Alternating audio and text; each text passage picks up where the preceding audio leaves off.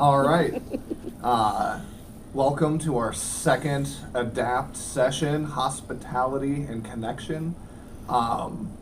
Before we get into prayer, something that I forgot to do last week, and this is primarily for the camera, hello everyone,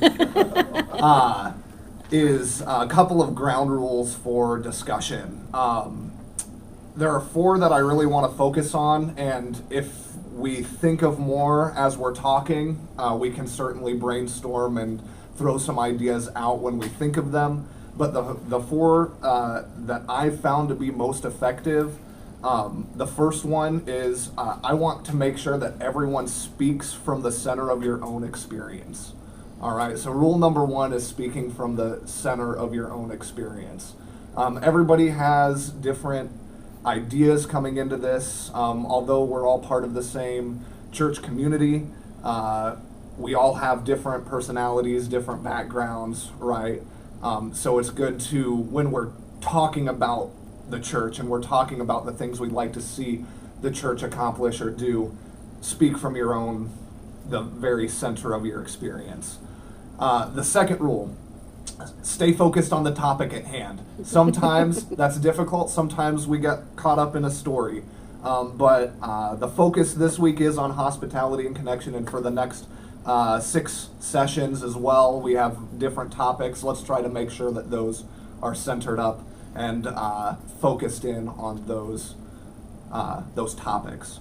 The third one, and I think this one's super important, make sure that when we're talking about ideas and not people. If somebody has an idea that you don't agree with, or sometimes in discussion there can be some tension depending on whatever the topic is, or one experience versus another might not exactly line up. So make sure that when we're talking about ideas and not people.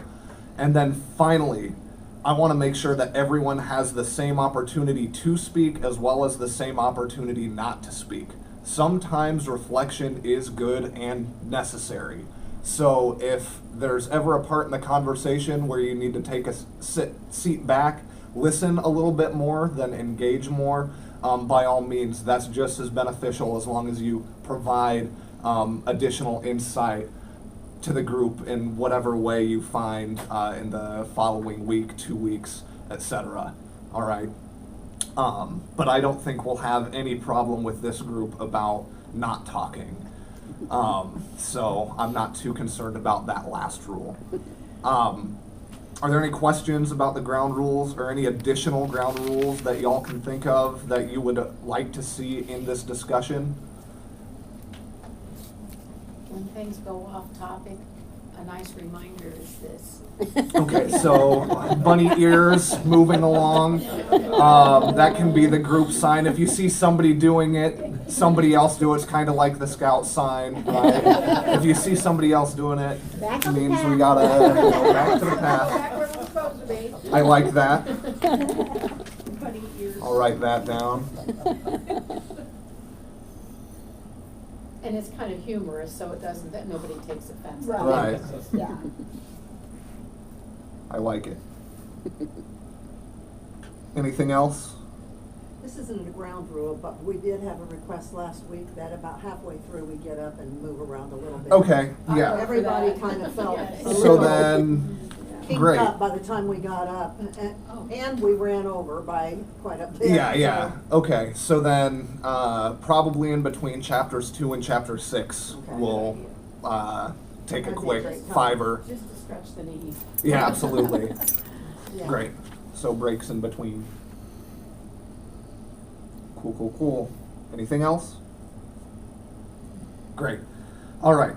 So before we begin, let's. Would anybody like to volunteer to open us up in prayer? I can. All right. Thank you. Lord Father, thank you for this opportunity to get together again, to talk about hospitality and connection. Please open our hearts to listen and to discuss these topics and watch over us. Thank you for your many blessings. Amen. Amen. Thank you. All right, so today we had 3 pieces of scripture that were the focus. If I could have one volunteer to look up 1 Peter 4:9, I've got it. another volunteer to look up Hebrews 13:1, and then a third volunteer to look up Romans 12:13. Take Romans. Okay, so Romans 12:13, I think Hebrews, and then yes, Hebrews don't put this 13:1. And I got Peter. And then anyone else, you can pick one of the 3 to get to, and then just listen in when we go through them. They're such short ones. Yeah, they're much shorter than last week. Yeah. They're not the What entire was the chapter Romans or one verse. again, Charles? Huh? 12:13. Yeah, Romans 12:13, Okay. and then Hebrews 13:1, and then It's on 1 page Peter 9 4:9. binder. Only page 9 says page 1. Yeah. I love that. Adapt session 2, page 1. Yeah. Okay, this book is falling apart. Oh no. We're losing pages. All right. Okay. Could you begin with 1 Peter? 1 Peter 4:9, and it says, offer hospitality to one another without grumbling. Excellent. That was easy. Say that one more time, just in the mic, just in case they didn't hear it. Offer hospitality to one another without grumbling. Without grumbling. I like that caveat at the end.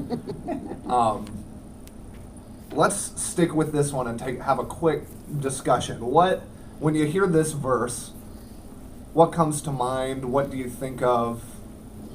I've already shared my I like that last edition of without grumbling. But what about you? Well, if you're offering hospitality, you should not be grumbling. You know, right?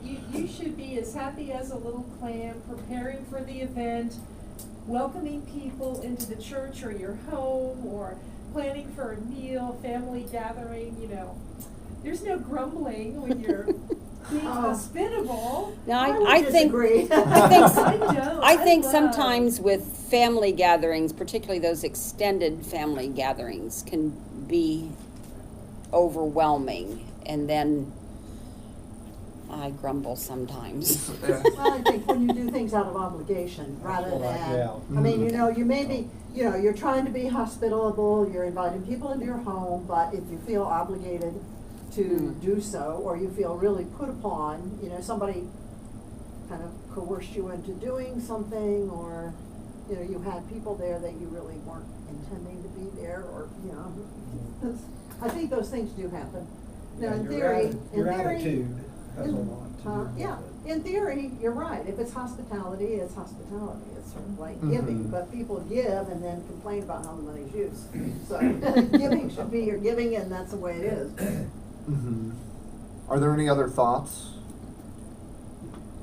Sometimes I think the status quo, people are used to just how it's always been, so change in itself sometimes causes grumbling. Just because Because it's change is new, hard. they don't know what, you know, if it's not broke, don't fix it kind of thing. And so I think sometimes the grumbling is because we're trying to push them a little out of their comfort zone. And it's a little different, it's a, you know, so I think sometimes the grumbling is just kind of a knee-jerk response to uncomfortable. Okay. I like the way you put that.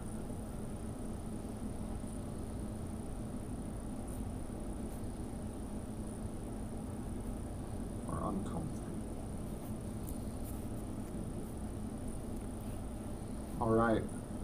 A couple of things I heard there. This word obligation, right, was the first thing that popped up immediately after talking about hospitality. And I sense a division through some of the room, right, that it's either this hospitality should be something fun, right, should be something that you look forward to because you're inviting people in. However, there are times when that hospitality might be taken advantage of in some senses, or maybe it is an obligation due to whatever ties you have with whoever it is, family, church, etc. I also heard that attitude matters when it comes to making this hospitable change.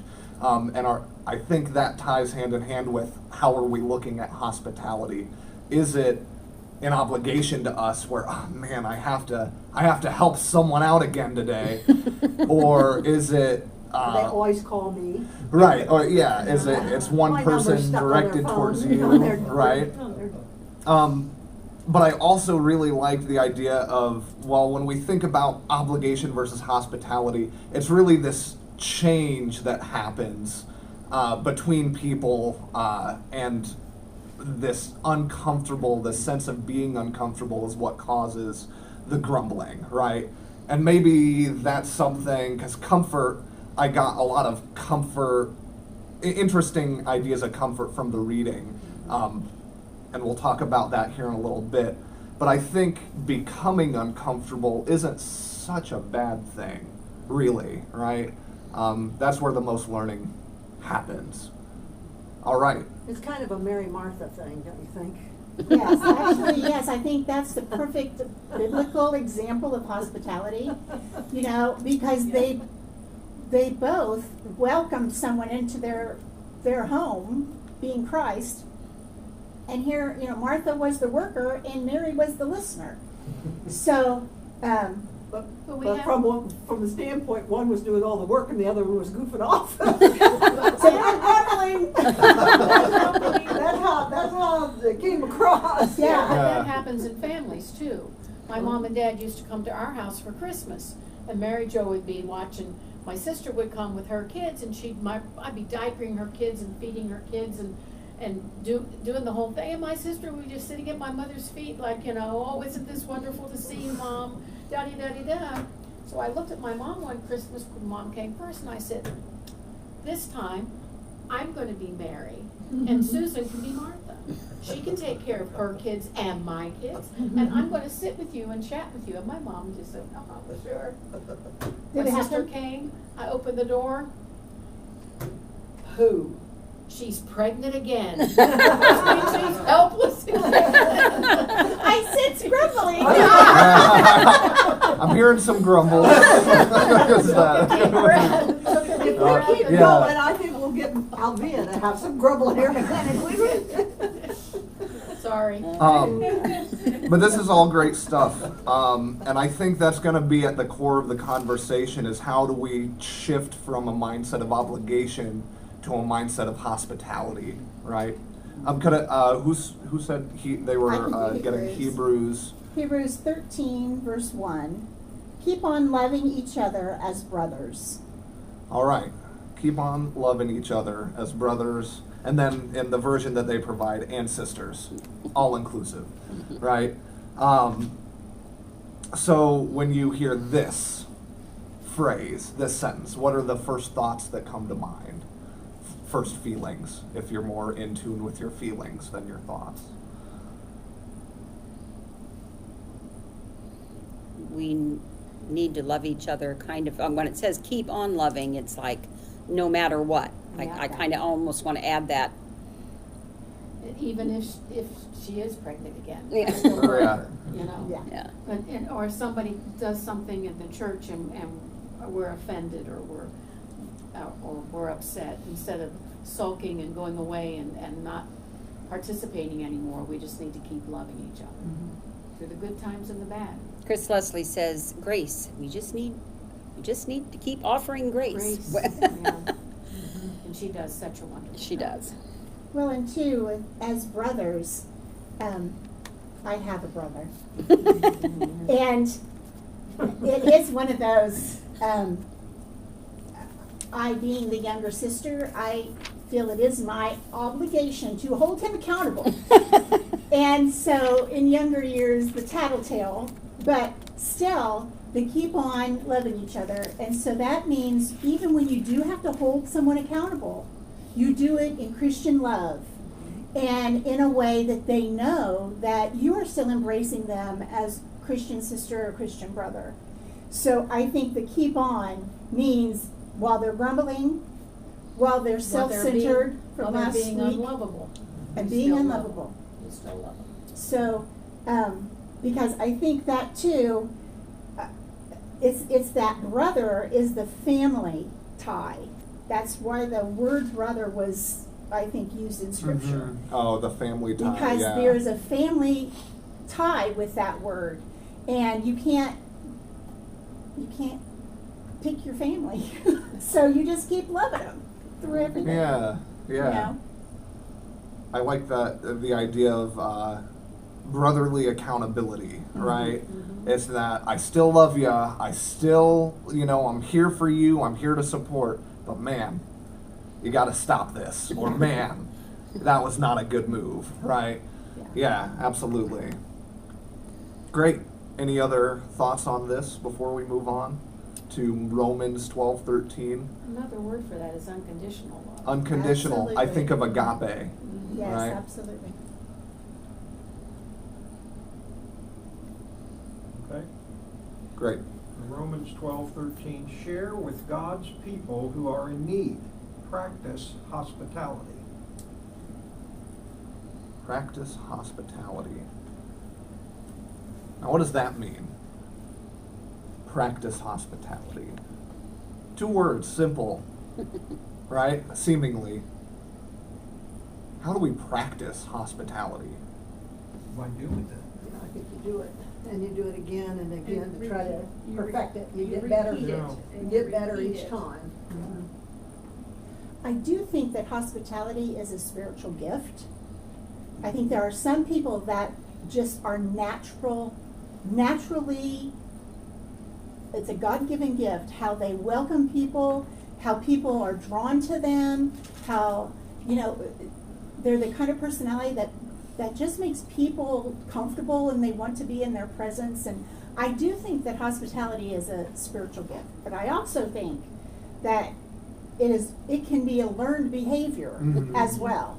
And so, hopefully, and this may be jumping ahead, but hopefully those people that have that natural gift will be the people teaching the ones that are trying to learn that behavior. Mm-hmm. So, because I think some people are like, this isn't that hard, but for some people it really is hard, Yeah. And so I think that is, I think, have a natural gift for hospitality. It just seems to come easy. It brings you joy. It just, It does. it just oozes. It does. More family dinners, the happier I am. More babies running amok in the Yes. house, the happier Yes. I am. Getting Nana's china out, making it Yes, a get that China out. Yes. Making Right, it a Charles? Yeah, absolutely, Yes. 100%. Uh-huh. And just growing up with it, always having people over, I think you have a spiritual gift for that. Thank you, Sharon. I have a footnote for that chapter on the first part of that where it says share with God's people. It says Christian has social responsibility to all people, but especially to other believers. So, we talk about the practice hospitality, but it's talking about sharing with God's people. Well, all people. Mhm. And I think that ties into what we're talking about, trying a new person comes to church. Mhm. You may not know that individual, but Yeah. we haven't, we need to be sharing with those people. Yeah, to all, right? What does it mean? Like all people, all places, all time, right? Like all is such a big word, right? And that's tough, right?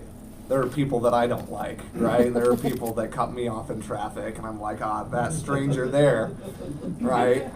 I don't like them, but like, how can I? How can I not like them? I don't know them. I don't know. It's a social responsibility. Our comfort level tends to be that group we talk to every week. Who do we sit with at donut time? Who do we, that's the comfort level. Mhm. And it becomes habit, Yeah. right? Absolutely. Any other thoughts, questions, comments, concerns? This is a good starting point, I think. Always good to go back to scripture. All right, there was no homework last week, at least according to session 1, so we don't have to go into that. And it says to review the group covenant as needed. Did we do the group covenant last week? Well, you kind of did We it, I kind of- think, with your, what you started with today. It's Okay, kind of with setting the ground rules and, Okay, so Yeah. that's perfect. We can move on. And we're keeping schedule, so that's good. All right. In today's session, we will talk about first impressions, hospitality, and how we connect relationally with new people. Connections refer to how we connect person to person first, the person to the church second, and the person to Christ as a result. Connection is the black hole between hospitality and faith development. These processes must be relational and intentional. So, Would you repeat those three, person to person? What was so it? yes, and I it's in can your probably book. It's in- write it's it in down my- as it well. sounds As- familiar. Just turn it around, Can I Charles. hang it up on the Yes, wall? yes, you can, Great. and then there's Cause I remember, paper on the back of that you can just move that. So instead of putting it on the chalkboard, you can, It'll probably fall off because it's not sticking to something solid, it's sticking to felt, but that's okay. yeah. So just spin that board around, there's that paper on the back, so. Oh, great. So, Perfect. These are all, Mary Jo, it's on, adapt session on page 1. under Yeah. Session topic 2. session introduction. 2. Topic introduction. write down, oh, you just Connection. read that, okay, sorry. I Yeah. knew I'd seen it too. yeah. Yeah, but sometimes finding where we've heard it. So it's new people. Person to church, person to Christ. Person to person first, person to the church I knew it read it second, somewhere. Person. Sounded familiar, didn't it? Yeah. person to the That Christ black hole as a did. result, yeah.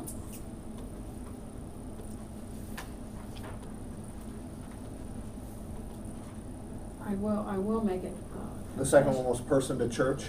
Yes, Mm-hmm. confession what he's writing. When I was reading this hospitality thing, it talked about how we meet new people in the church. And last Sunday, when I came to church, there was this man who sat across the aisle. But when we were going out, I kind of slowed down because I didn't recognize him, which doesn't always mean he hasn't been here forever, but I didn't recognize him. And I made that contact, hi, how are you? Isn't it a beautiful day? And we kind of chatted as we walked up the aisle. And the whole thing in the book said that really wasn't enough. That doesn't count. No. And here I thought I was being friendly and inviting and da-di-da-di-da. And they're saying, that doesn't count, because you didn't make. well, any- it's better than ignoring him entirely. Right. Starting place. Yeah. It's a That's what I starting thought, point. too. And, when I But- read the thing of what they were, the things that they're suggesting, and, somebody is the point person, and they hand them off to somebody else, and that person, does, and I thought, you don't wanna scare them off either, right off the bat, Right, overwhelming. Yeah, overwhelming, so. But here I was feeling good about myself, because I thought I'd done something nice, and then. I think you did, but I Really? think, Yes. I think the point, my taking from the reading is that alone is not enough. That's something we need to do as well, but Yeah. there's additional follow-up and additional steps that And I need had to no be clue part who of this that. guy I'm was. a little bit like Mary Yeah. Jo, especially when we used to have a larger second service. And, so it's somebody that I'm thinking they may have been going to the second service for the last 3 years. And you don't wanna And say. because I go to the first service, I haven't seen them, I don't know. And then to be, come up and say, oh, is this your first time? Or introduce yourself and, it was awkward. and they're, Yeah. I've been going here for 3 years, I And that, thought, Right. that's somewhat might put a person off too, I think so. yes. I always felt that way when we'd have the big dinners or the one service, and you'd see these people and you're like, I have no idea who all these people are, or that they even go to this church. Mm-hmm. And that kind of says something about what we need to do within our own group. Right. How can we connect the two different services? Or I don't know how we're doing it coming back in post-COVID, right? Whether it's gonna be one big one or two small ones, or if we're still, Well, and I now know we're- we're still having the courtyard Yeah, so now we're services. having, going back to 2, where we're having the Yeah. 8 o'clock and the 9:15, so. Absolutely. We're kind of splitting again, so. So, jumping back into the text, right? I really liked on page 17, and I think this might be a good place to start, is this example that Kay Coton, he says, for example, I was recently asked to present some workshop at a church in California. Do you remember reading this? Yeah. The church was in a town that I had never been in before, so everything was foreign to me. Because the church was located in an urban setting, the buildings were close together, traffic moved faster, and it was more difficult to spot signs and addresses on buildings. And then he goes on to explain all of the troubles and all of the problems that he had trying to even find the dang place. Yeah. And We're then, in the wrong- taken and to the then wrong building, in tries the to wrong build. building once he gets there, and then waiting, and they were expecting him, right? So I want to start the question off for discussion. Where are our signposts? Where are our directions to get here in the community? Or what obstacles do you notice that we have to get people in here? Because I think an urban setting has a completely different set of problems, right? We don't necessarily have the traffic. We don't necessarily have the buildings stacked on top of each other. We have construction, right? Thank you for the renovations around the church, right? Well, The new drive.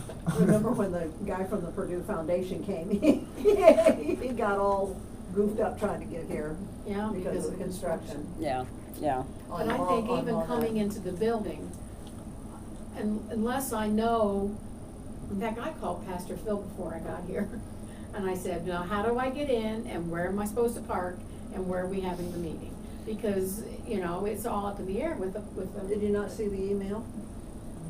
I saw an email that said we could come in that side. There were two emails. Janine sent one yesterday and Wendy sent one today. And an But- update, because but it it changes. didn't, but I didn't know where to park, if I Oh, should she park. said park on that side or in the back. Yeah, well, I parked in the back, but Mhm. I knew one of the doors had to be open. Mhm. But I called, just to make sure, I mean, you know, it could change before I get here. And I'm sure a new person, when they first come here and they see all the doors, they, you know. And I think we have addressed some of those things over the past years. We now have the big St. Matthew Lettering. big lettering on the top, which for Okay. 40 years we didn't have. You didn't know that this was St. Matthew Church, so that was one of the additions. Wasn't it funny that none of us really noticed it? Yeah. I mean, it never occurred to me that we didn't have those letters up there. Nobody knew that was I us. mean, you just didn't think about it. And Well, there when was we, signage out in front. We so do But you had have to look visitor for it. parking now. well, and they say that should be updated to guest parking now and not visitor parking. Okay. Is one of the new things that they say. One of the big things that I think we did was putting windows in the doors, in the Yes. outside doors. That I was agree. a Yes. huge thing, and opening up the narthex. Because when you came in those center doors, you were faced with another set of doors, and that was very intimidating, Yeah. to come in. But I think one thing we forget is how confusing our church is. We think it's easy because it's just a big square, but if you've not been in here, you get You're turned around. afraid. We do have signage. Yeah, they've put a lot We- of we- signage up we- and we they have- actually use the connections Yeah. terms. Yeah. Yeah. Mhm. So All we've, those They talk about the signs connection up table above. out Yeah, in so front we've- And we and- do we've that. done some things that Uh-huh. have tried to make it a little easier. We do Yeah. have signs out.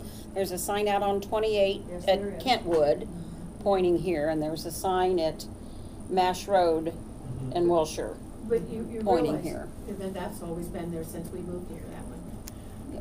But you Yeah. realize some But you of- probably can only have such a certain size, but you know, some by of- city ordinances. But some of the other churches have bought billboard, Yeah, and they, Yeah, Antioch yeah. Church bought a Yeah. billboard. Yeah, but It's- they're they're right on the thoroughfare. Putting a billboard out in front of No, Wilshire. no, no, No. no, I mean, they put them out where there's already a billboard, Where- they yeah. buy billboard Oh, they buy space. billboard Use those space. Oh, I billboards. thought you were talking about And like the no. electronic thing out there on that No, church. no, no. There was one by the old laundromat, and Antioch Church had that billboard for a couple of years even. Really? And then that new church out where Carter Lumber used to be, they had a big billboard announcing where they were, when their services were. Well, they have that electronic thing now. Yeah, but They it's should buy amazing it the and all number of that. people that don't know where St. Matthew is. Mhm. And these I mean, Right. if you ask and- people in the community, they don't know. And these But signs we're were here. out on the main thoroughfare.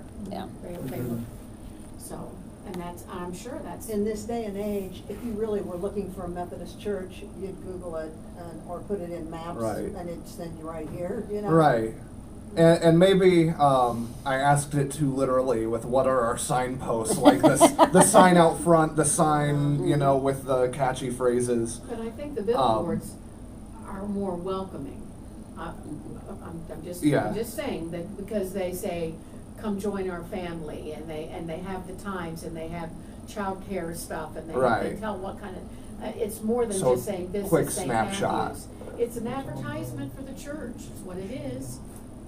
Mhm. Yeah, I mean, let's be honest, they're advertising their church. absolutely. Well, you used to have a daily newspaper that had a whole section devoted Mhm. to Just the churches. churches and church Mm. activities and the schedules, so you could look in there and see each denomination. It's still in there, just that people don't get the newspaper You anymore. know, it comes out when, Wednesday? Wednesday and Saturday. You know, Weekend. so Right. Wednesday and then on the weekend and, you know, so. And All right. nobody gets it. We need to get back to. Yes. So, Sorry.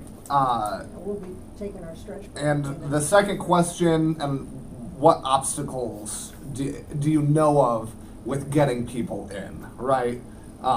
When people do come, what obstacles, because I know that you mentioned this past Sunday, right? Somebody you'd never seen before, you went over and did the whole meet and greet kind of thing with them, ask them questions, try to make them feel welcome, but like we read, that's step 0 essentially in a multiple step process. So what are some of the obstacles, and maybe we can brainstorm after that a couple of solutions to, well, if we're having this problem with hospitality or showing hospitality, how can we get there, or what would be the first step to get there? A good quote that I heard just recently is, you don't have to know all the steps, you just have to take the first one. So if we can figure out what that first step is to hospitality in St. Matthew's, I think that might be a good starting point. I don't know if this is where you're thinking of, but one thing that I've noticed and I try to be aware of, well, and you kind of alluded to it earlier, that we tend to sit with the same people. We gravitate to our spot. The pastor knows where we're going to be, knows who we're not, because we always sit in the same spot, which really confines. And a lot of us sit on the outside edge. Mm-hmm. You sit on, so no one can sit with you Without crawling over without crawling over or you. asking you And to just slide over. to just Mhm. take that thought of just moving in 4 or 5 seats invites people to sit with you. And that's been a problem that I remember Forever. I remember, I mean, with the youth group, it was always so revolutionary when all the youth groups sat up front and got kind of pushed everybody forward, you know, first 2-3 rows, right? And then we still have people, you know, out in the boonies, right? Like way, way back. So, yeah, I 100% agree with that almost cliquey feeling where it's like, oh, this is my spot. I sit on the left side. I'm a left side sitter, right? I go and you know, when they say turn and, you know, greet your neighbor, I'll walk over to the right side, but I always go back to the left side, the left aisle when I'm done, right? That kind of mentality When we I've first seen. moved here, we got told we had to move because we weren't their seat. Yeah. And And it didn't keep us from coming though, we're still here, Yeah. 38 years later. Resilient. But, no, I just didn't get offended. If that's your spot, I'll move someplace else. But I'm thinking, But for those people that might be what it takes to just say, to have not Say come goodbye back. now. never mind. And that is Hopefully nobody's still doing it. a very bad Um, representation of being hospitable. Actually, Yes. when we put the two services together, There was a lot of that probably. there Oh. was, Oh, I'm sorry. between our own people. I am so sorry. It really Well, does I'm gonna matter. defend some people. There's some people it may be that they can see or hear their vision. They may need to sit. I know I had neighbors that always sat right in front of the minister because they could see Yeah. him and they could hear him. Yeah. And so. And I have to admit, in the summertime, I want to sit on the inside aisle because it's warmer there than sitting on the Yes. outside. Mm-hmm. And But- I try to sit closest to the screen because then I can see. Yeah. But But- once I Yeah. get my cataracts taken care of, that'll be all right. So, Right, yeah. and I think that there are, other than just being the traditional, this is where I've always sat and that's where I'm gonna sit no matter what. And- But there are reasons why some Yeah. people sit where they sit. Yeah, and there's, talking about saving those outside spots for the people who need it. I know Nancy Rady always sits on the outside, but that's Mhm. because she can Right, put her she- walker right yeah. there. That's all the Yeah, farther there are in she people- can get, and that's People that are perfect. that way too, they need to just be in one or two pews. So that and- means the rest of us that don't need to sit Can on go the to the middle. outside can go to the middle and leave spots for the inside. But how do you tell people that though? Hey, don't sit on this edge, move over in the middle. I mean, Well, we tried that with the tying off the back pews Yeah. for a while, and that didn't go so well either.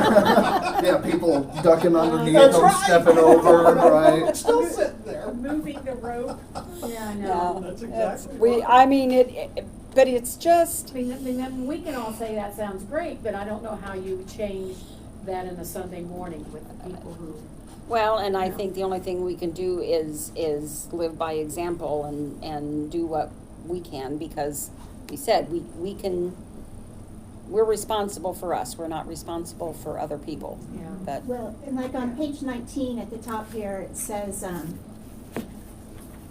we don't even notice the people who are using the building and are already a part of this congregation. Yeah. We also found very few people understanding the need For hospital. to provide hospitality at events. So that understanding the It's a need, not a um, want. yeah, I think that. oh, that was do- good, Charles. Do people really understand the need? And I think the ADAPT program is bringing some awareness to it.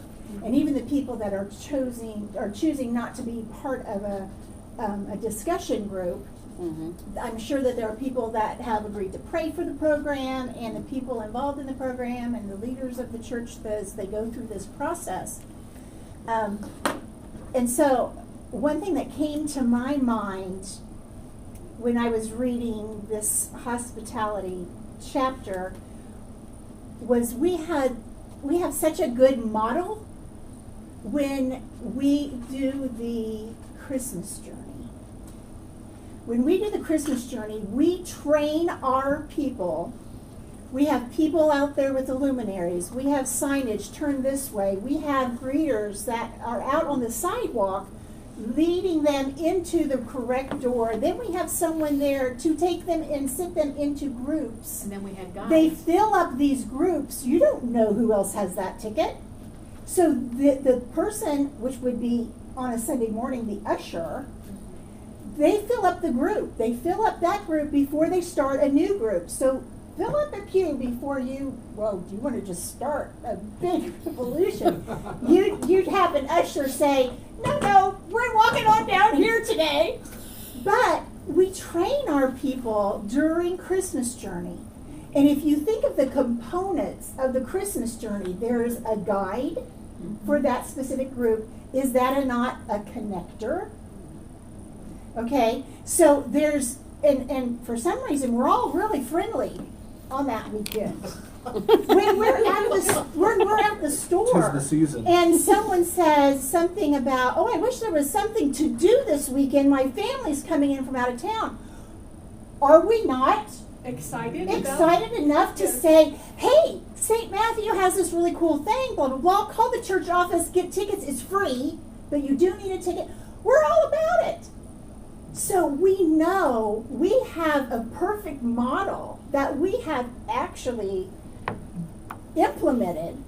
So now we just kind of need to expand that to an every Sunday kind of deal with the same positions, this same kind of enthusiasm, this same kind of get the word out to the community that we're excited that, you know, this is happening at St. Matthew. And once they get here, you know, people are in the parking lot, people are on the sidewalk, people then greet them at the door, people then usher them to a seat and introduce them to a guide, a connector, whatever word you want to use. But I think if we can do it for a weekend, I think we can do it. Right. You're Yeah. saying we're If good the at people events. understand the Yeah. need.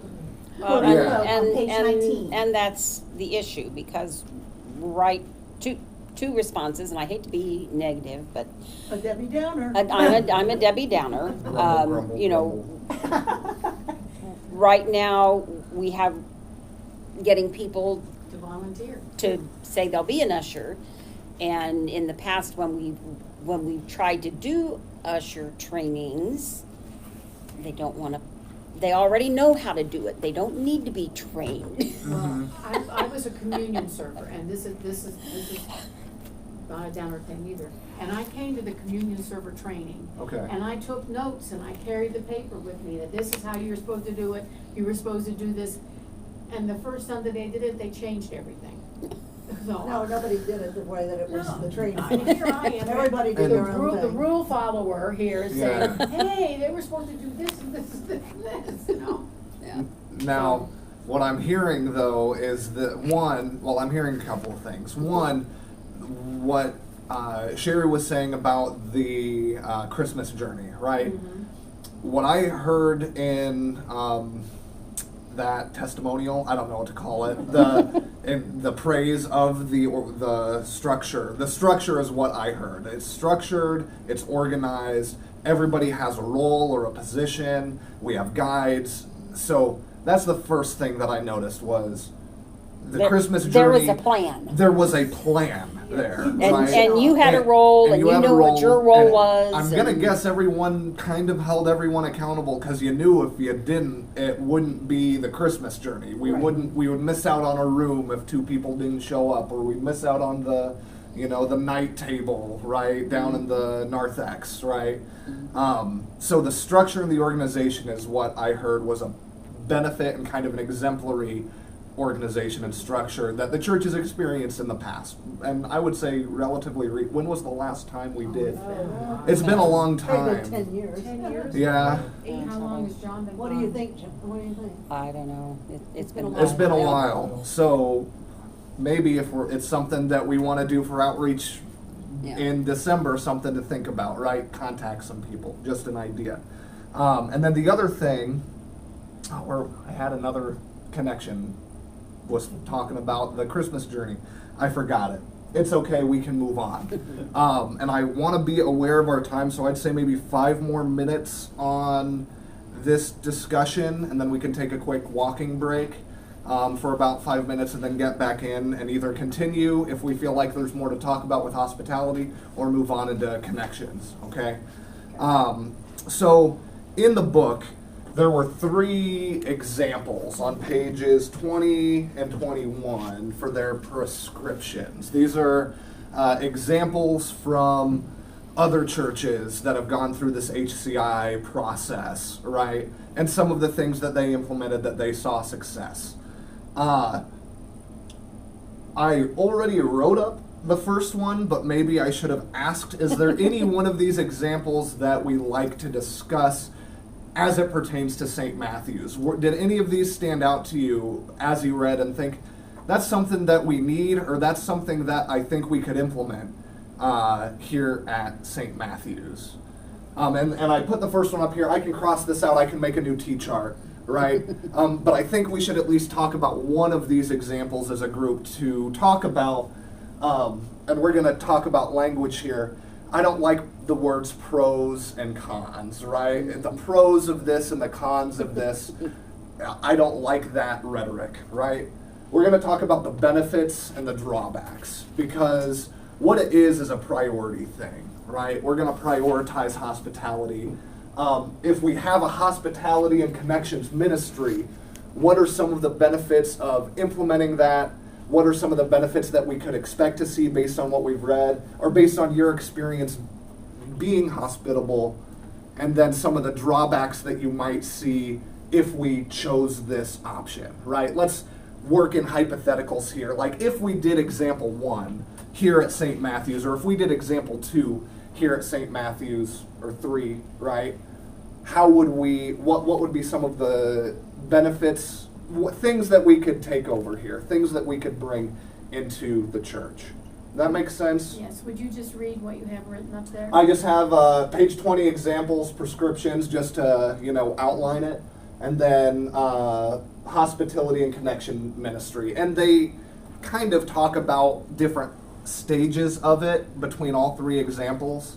So maybe we can just talk about it broadly. But I'd like to brainstorm some of these benefits and drawbacks together Well, I think, within the community or within the church. I mean, I think Sherry's first one, and I think all 3 of them have this, is training. Yeah, education and training, both. Because you have to read these books and then share the concepts and all that stuff. And I like what you said about it, understanding that this is a need. It's not just something to make us feel good. This is a need. This is part of who we are as Christians. And it's necessary to support our vision and our mission. Yes, It's necessary. it's necessary. If we are going to make new disciples of Jesus Christ, we need to be hospitable and make connections. Yes, we do. And there you have it. I'm abbreviating mission Yeah. and vision with M and V. Yeah. I like the mystery worshiper, Oh, investigative journalist. Mhm. I am thrilled. I would be thrilled if someone. Might have been that guy. Well, what if it was that guy? What if it and was that's that all I guy? did? What if that guy was the mystery worshiper? What if these people are infiltrating us already? Well, actually, Especially if it that's finds out something you're that, part of this that group. Yeah. It's one thing if you're just one of the other people in the congregation, I but no, think it you're would be committed. fascinating to go to another church Well, and take they- notes on they suggest that, I hospitality. think, in example 3 In is 3, visiting yes. and I Yes. always do that when I go to another church, is I pick the stuff up out of their lobby or whatever, what things they give to people, what do they have in their pews. Uh-huh. My son's church, you can connect with their church, they have the little QR codes? QR codes Yeah. on the pews. So if you want to connect to their church, you put up your phone, and you're at their webpage, and Oh. you can sign up to be texted information. Yeah, And get weekly notifications, whatever. Yeah. Right? Yeah, everything. The mystery Church in your worshiper hand. reporter. Yeah, no, and that's I put here There's a with a key little there. asterisk. Any volunteers, right? Because that was one of the things that I noticed as well, was this role within the church, especially in a church Isn't that's this going through the mystery ADAPT worshiper program. somebody from How outside can our we church? know how we're Well, doing for unless us- we? No, for us. But if you go someplace else Excuse me. as a guest. One at a time. One at a time. Let's stack the conversation, right? Respect everyone's opportunity to speak as much not to speak and all that, right? But with this mystery worshiper, I think it's important, and I forget the exact Bible quote or where it is, but it's the sharpening of steel against steel, right? Using our mind against mind, steel against steel. I forget exactly where it is, so I'm paraphrasing. But how can we know how we're doing with hospitality without going to other churches to see how other churches do hospitality, right? It's an important thing to think about, because if we feel like this is something that's lacking, if we feel like we are cliquey, put yourself in the shoes of somebody who is a foreigner, right? Put yourself in the shoes of somebody who doesn't know where the entrance or exit is, or go to a church that isn't one big square. Just a thought, and this goes to you watching as well. No. Yeah, didn't think I noticed. So the mystery worshiper. Just think about if that's something, pray about it, if that's something you want to do. 100% I encourage it. Go just be a stranger. Yes. All right.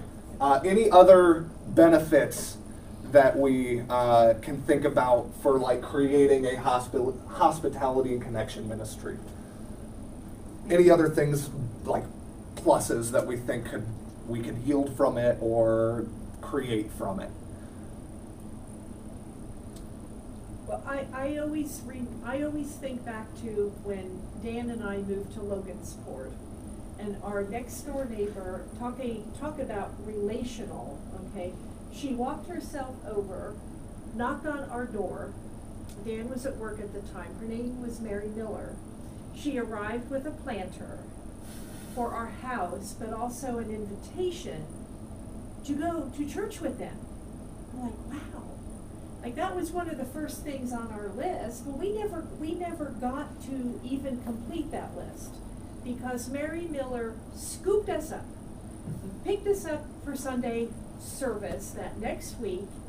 We sat with them. They always sat on the right side of the church, the second row, with them. And God loved that church because this is what they did with any new person.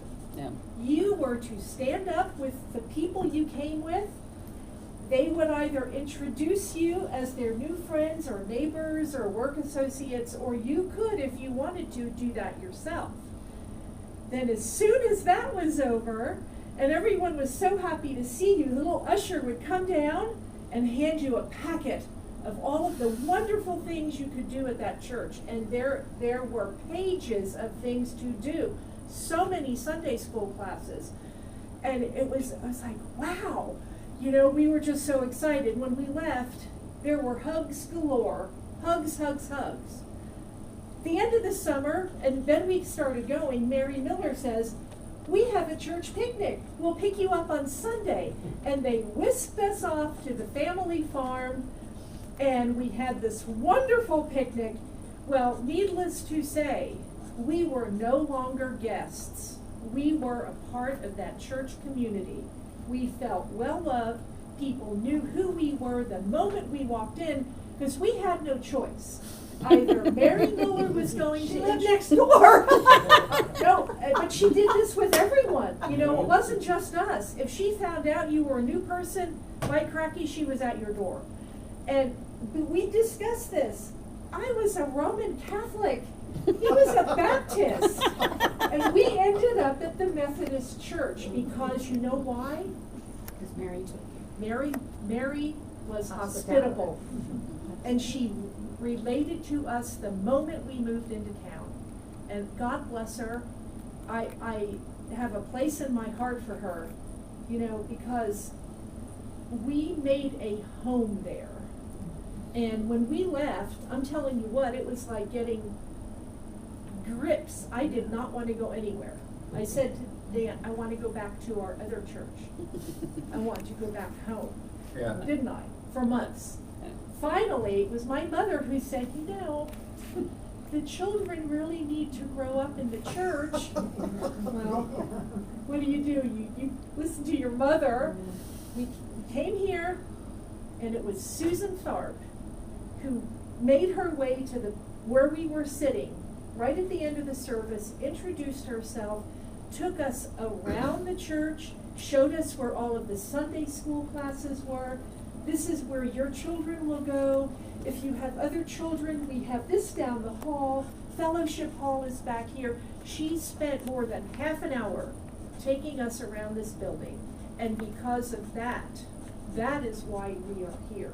And still are.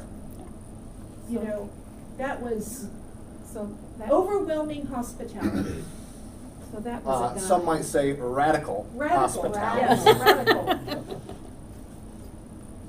We need And we radical. got a pie. Yes. And we set got up a a pie. pie. Oh, well. Don't even go there. What's the deal? I did not get a I pie. know, Wanda Mitchell arrived didn't with a either. sugar If cream you're pie. gonna give pies, by cracky, you better give everybody a pie. Because 23 Yeah. years later, at a Lucy retreat, when people are talking about the pie, Pie ministry. I got no pie. I didn't get a pie either. I didn't get a. I didn't get a pie. Well, Born yet. It's no matter. But I mean, that raises an issue of how do we find those people? When we moved to town, there was a welcome wagon. Yes. I Yes. love Mm. was. And we were invited to Hope United Methodist Church. They were the only church in the welcome wagon basket was Hope United Methodist Church. And we did go there. But we were invited specifically by a person Yes. to come here. So how do we find those, in this day and age of privacy, yes. how do you Identify. find those people that have just moved That's in? a good question.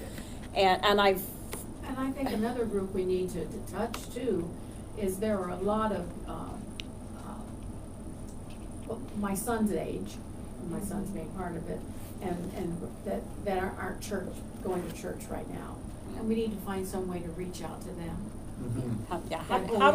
how do we find them? I mean, we I can know. make all these plans to do all these wonderful things, but as I was reading this, I said, this is all well and good, but when was the last time we had a new person walk into this church? Apparently last Sunday, maybe. Allegedly. Allegedly.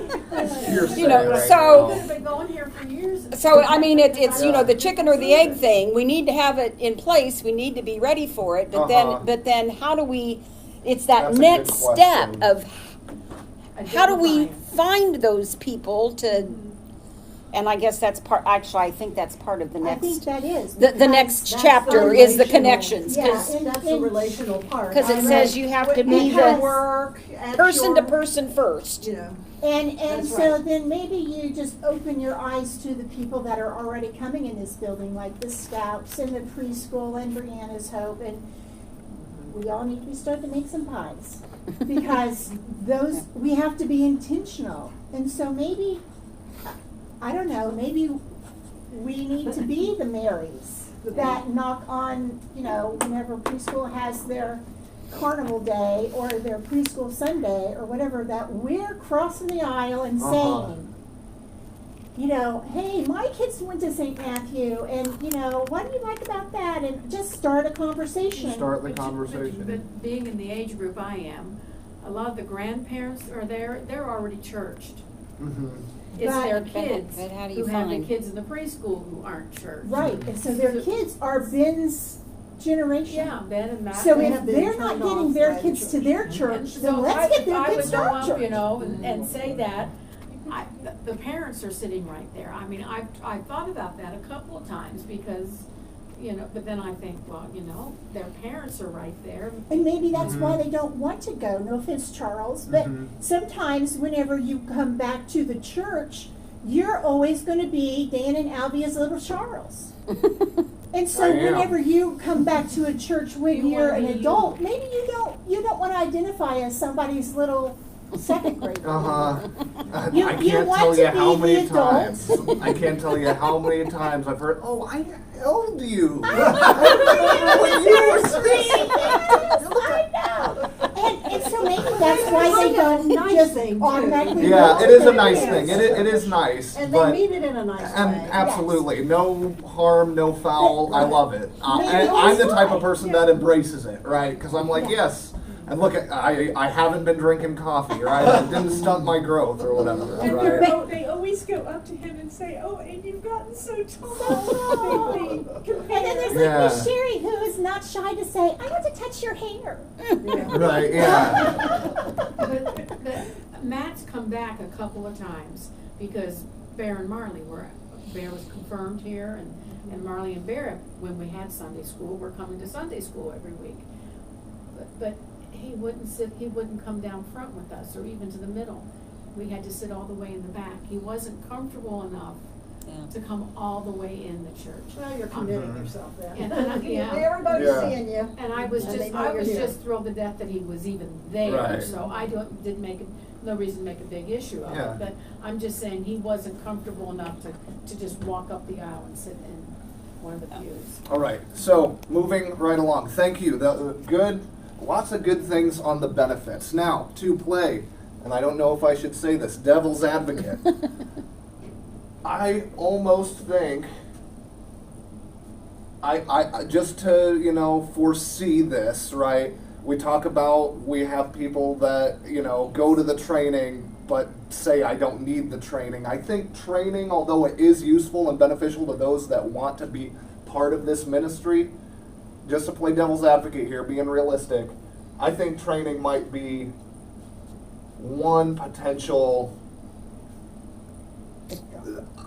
obstacle, sidetrack. I don't know what, maybe drawback isn't the best. It kind of is, because, especially I heard personal space, like we live in a very personal culture nowadays.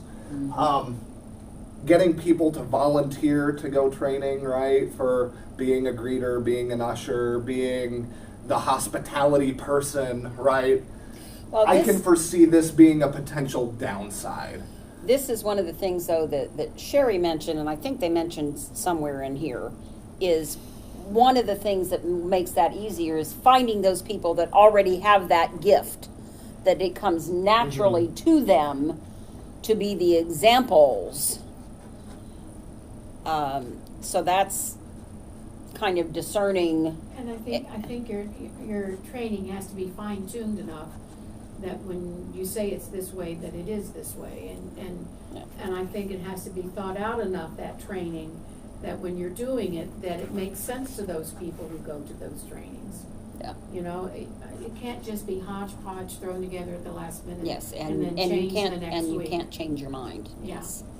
Yes, Have we to had be committed. we had conversation about that. Seems to me, what we're talking about here is transformational or transitional of our current practices to something else. And I think I read it in here, is that there may be some people that absolutely cannot go by this, and you might lose some members. Mhm. Some people may walk off and go someplace else because they cannot abide by this. Yeah, but guess what? They do it now, so. Well, I mean, sorry, how many people Well, have we every lost lip because stitch. somebody gets right. Gets What mad. I'm saying offended is, by something? it is not, when we talk about training, this is not for those people who choose to do training. This is really, the way that I'm reading this is, everybody A mindset. that's for the here, the minister preaches to that.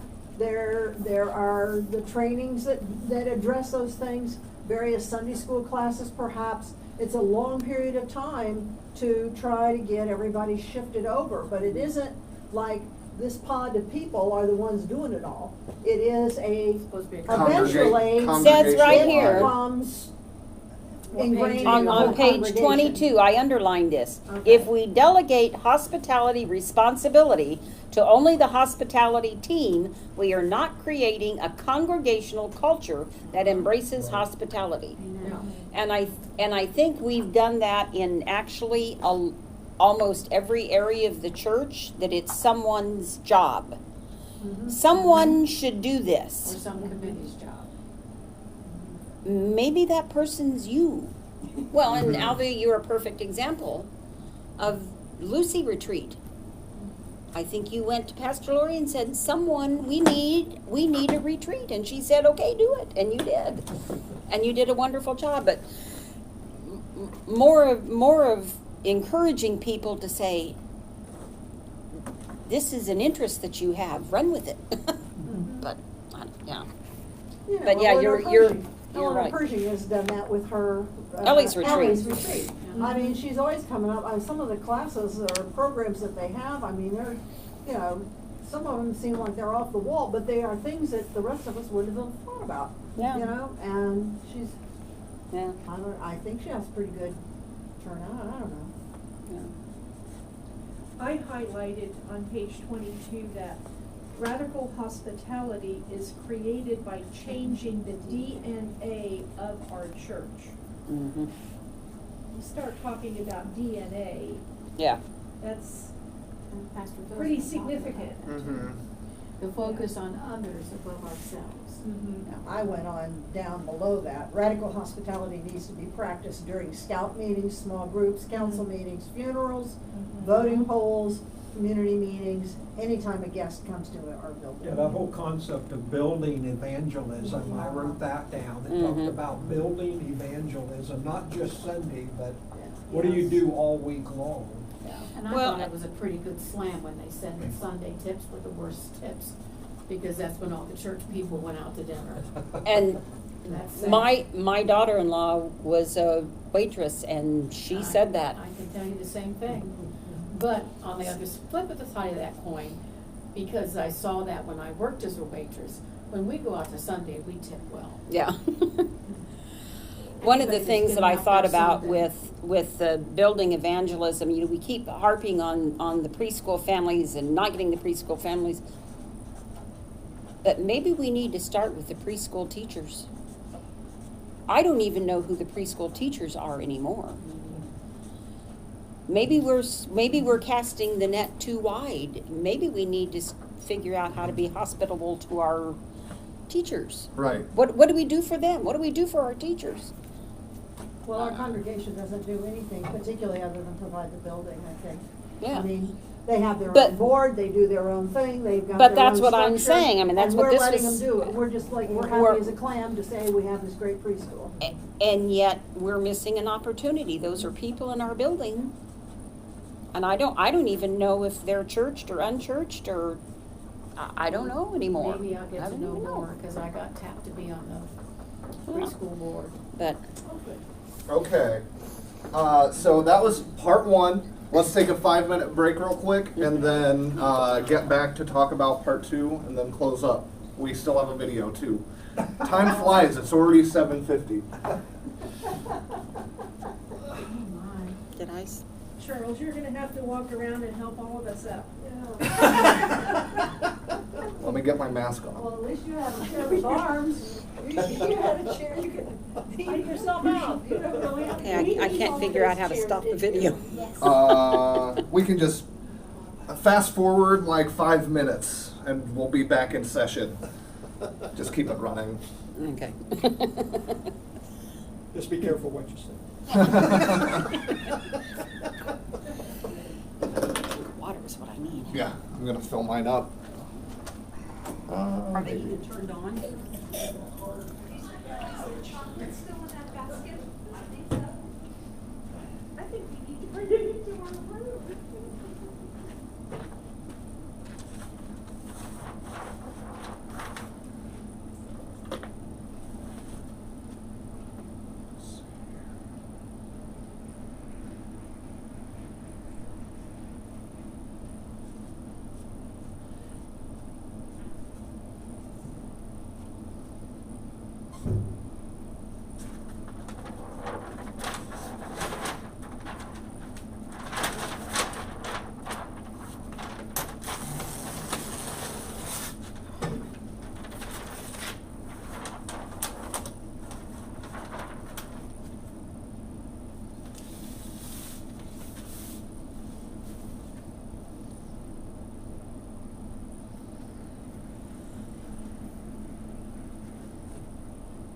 I did wanna, if, I don't know what your schedule is, but if there are times that we need to skip a week or Okay. do something, you know, the other class won't finish until the end of September. Okay, So if we need to make adjustments, yeah, July 1st, I won't be here. okay. So and I don't know Well, if yeah. anybody else has any other issues, and I didn't know if you had some. Right. Some things coming up. that Yeah, you're no, gonna be I'd have to on, so- check, I'd have to double check my calendar, but, Yeah. not that I can see, not that I remember, especially like in the evenings, I've kind of carved out Okay. Thursday evenings for this, so. Okay, alrighty. Then I wanna be sure and find out if people are gonna come to the meal on the 1st. We need to let the group know Okay, that we're coming, cause we Okay. actually ran out of food tonight. oh, gotcha, okay, oh, Say something to me. No, huh? Is the mic still on? yeah, Yes. Still recording? yeah. Yeah, cause I can't figure out how to stop it. Pause. Well, they'll just fast forward through this gap. Yeah. And Okay. he told them to do that.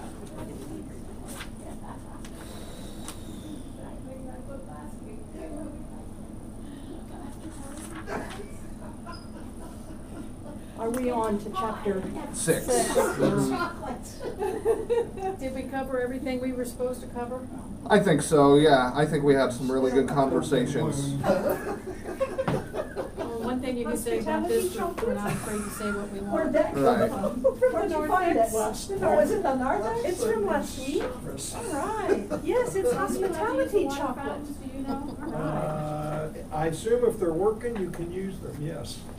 Because I know Yeah. they closed Well, them they're during not COVID. covered Are up we allowed to anymore. use the water fountains? They're working, they're turned on again, so Is it safe to use the water fountains? I think guess so. And, I think so. and they're not covered up. They probably are. Open. I'll just bring a bottle of water next time.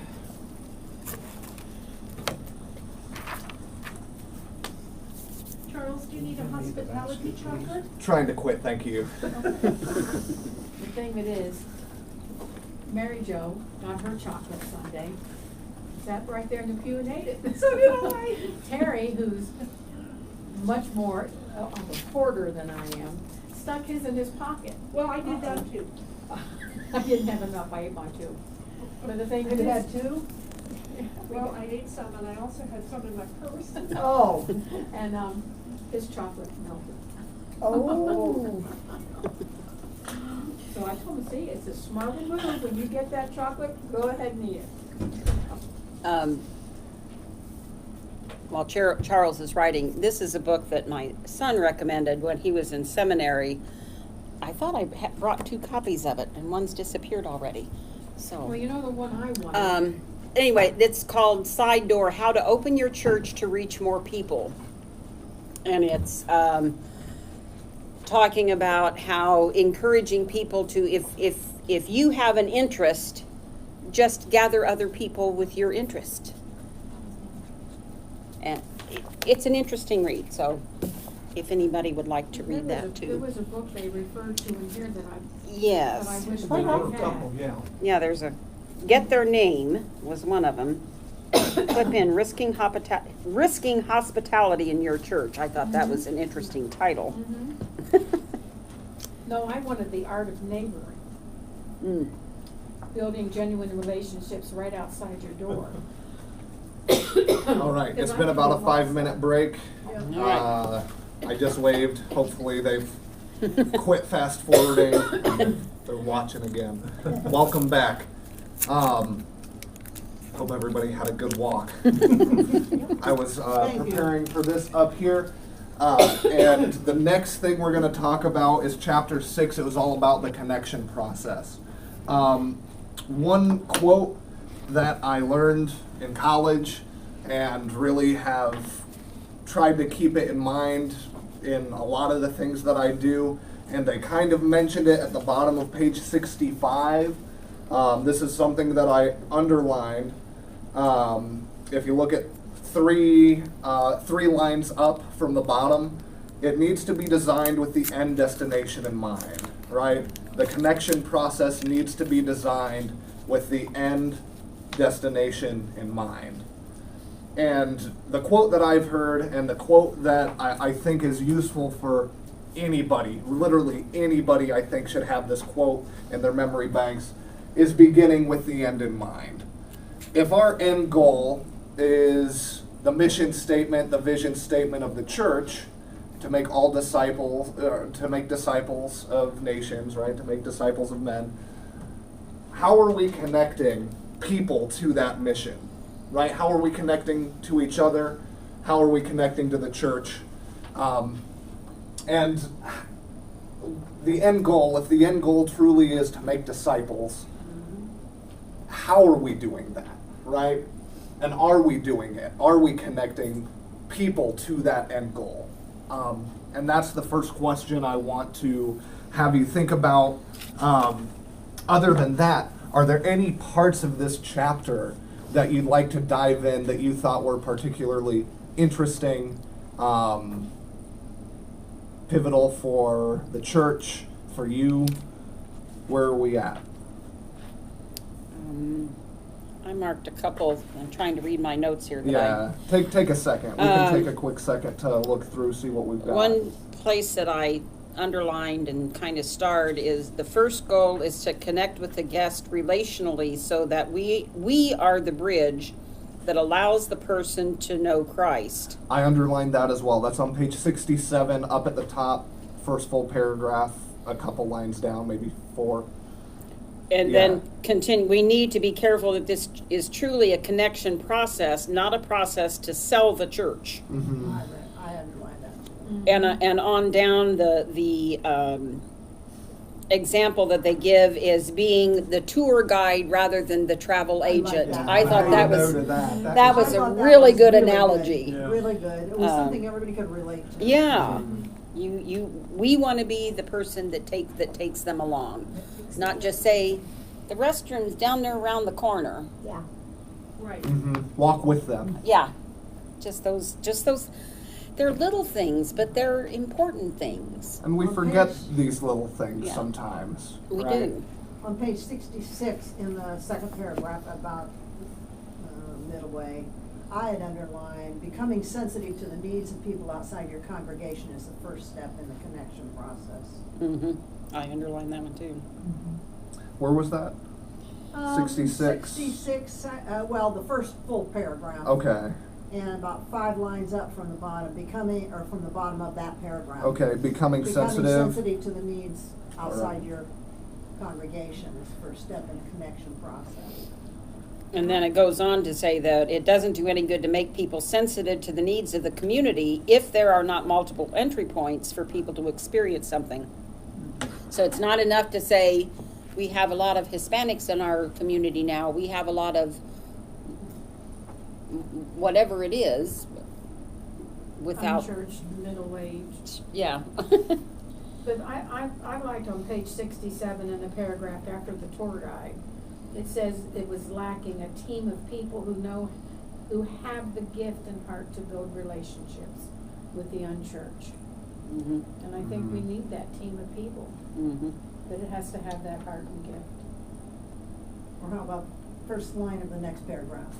If guests come back for a second visit, there's definitely some interest on their behalf. Uh-huh. You know, so you know that there's something that brought them back. I mean, they weren't, you know, if they don't come back, you know they got turned off. Right. Mhm. Right.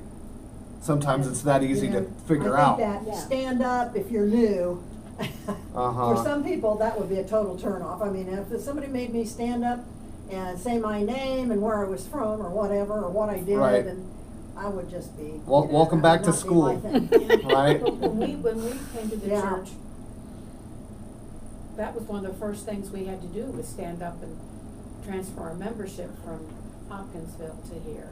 And stood in front of the whole congregation and Well- looked at y'all like, Transferring your membership, but you were attending several, you must have been they don't do that the first time. not the first You know, time, I'm but it saying, was like close they enough to did, where the I first still, time, I didn't know Mary everybody. stood up and said, this is my new neighbors, and they had to introduce themselves and all that stuff, and then I'm Well, sure everybody. we chose to do that. She could have introduced Could have done us. it. Sometimes the person they were with would say Yeah, who they yeah. were. Still, I just If think they that's were I just pretty. think getting up in front of That would- anybody's that would hard. I'll not tell be you, my there were thing. No people matter every what week time. that Every did it. week, every single Yeah. week. I mean, you're right, if somebody's not comfortable with that, then they Yeah. probably wouldn't And that's- stand and up that's and what do I- it. That's Right. what I'm saying, And not that's in everybody's this, comfortable. that's also in here, A you lot have of to read people their were. body language, and you have to pretty much, Yeah. you have to be aware of, if people are pulling away, Yeah. or, slinking down in their Right. chair and crossing their arms and not making eye contact, Right. then they're Yeah. mortified and leave them alone. Yeah, back off. Yeah, so, but when someone is looking around with their finger in their mouth thinking, which way do I go, which way do I go? You can tell You when can help someone's them. confused and Right. someone needs help. So you have to be aware of their body language and, Mm-hmm. And sometimes that just takes time. Sometimes we Mhm. get so busy, we just hustle by and we don't look around and Right. see those body languages. I highlighted on page 66 that we are so busy getting ready and preparing ourselves for worship we don't notice the guests in our midst. Yeah. And we often are. We have a lot to do on Sunday morning, and then we have so many committees during the week, and when does Mary that and Martha. end? Yeah. Yeah. Yeah. But I know, like, Michael and Jill's church, after church, I mean, people would stand around and talk for 45 minutes. Yeah. And I was like, but the kids, I was just amazed that They'd hang around that long. that they hang around, and I was raised by my father that you're done with that, it's time to move to the next thing, and this is something that I am guilty of. I need to run to class, this has got to be taken care of. Oh, I'm on to the next thing, and so I've got to make myself slow down. I'm guilty of that. Mm-hmm. On page 68, I just outlined unchurched. It's right Mhm. near the bottom there, right above prescriptions.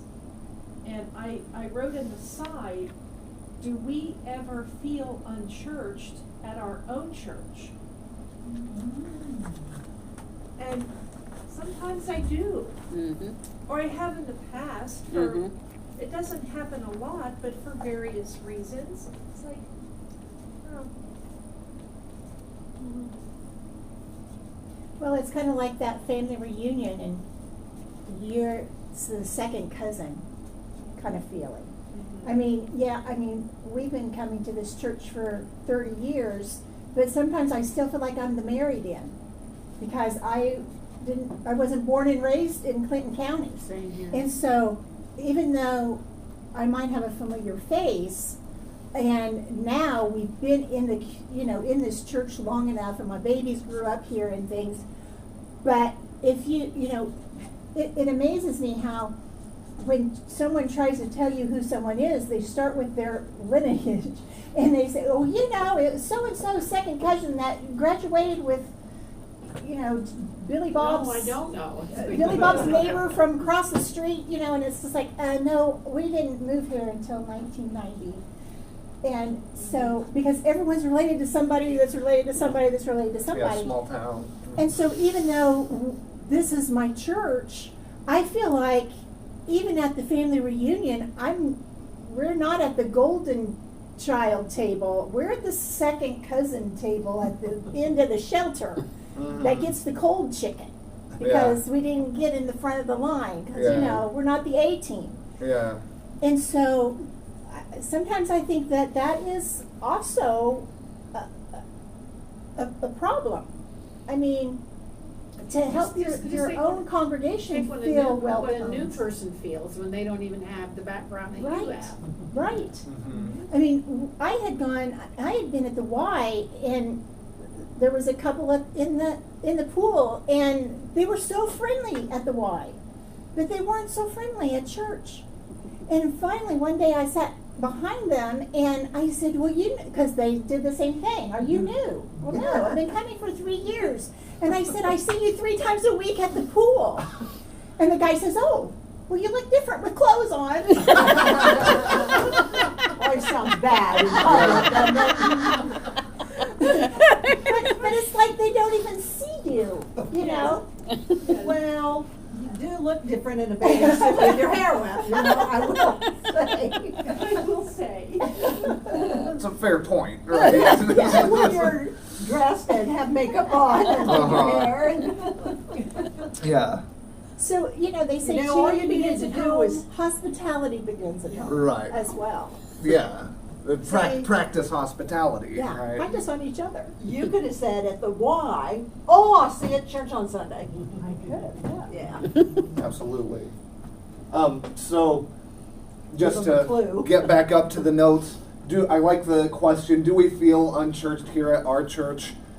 My question to you and to you guys as well, if you have ever felt unchurched, and it sounded like a couple of us have, think about the times that you felt that way. What caused it?